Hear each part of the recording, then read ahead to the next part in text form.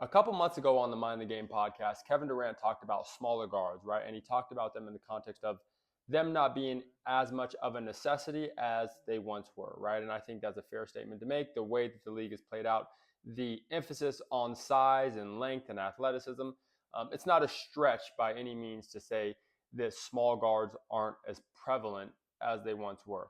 But when he talked about that, that was a segment in the Mind the Game podcast more generally that really stuck with me. And the reason is because I refer back to this quote a lot that has really resonated with me, and that is necessity breeds results, right? And for me, the reason why these two things are so tied together is because personally, I feel like small guards will always have a place in the league, in basketball more generally, at every level from top to bottom, regardless. And the reason I say that is because necessity breeds results. And what that means to me is when you have to get better at something, you will, right? And what is something that small guards have to get good at is numerous skills that other players can get away with, right? Makes sense.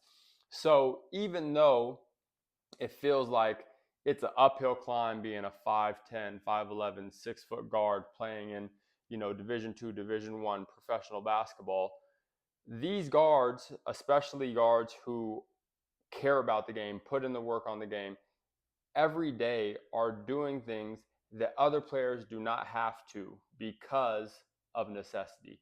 So they have to be extremely diligent in their work ethic. They have to go the extra mile in their fundamentals. And because of that, there will always be some sort of a skill gap between smaller guards and the more athletic, the bigger, let's say um, the more coveted players that we see in today's game. And that is why I think small guards will always have a place in the NBA, because in order for them to get to the heights that they're wanting to play at, these high levels of basketball, they have to go the extra mile, right? So when you have to go the extra mile, you are going to have a skill set, you are going to have a work ethic, and you're going to have an ability to play with guys who may be more athletic than you, who may be bigger than you, and who may be longer than you because you've put in the work. And skill will always trump everything else, right?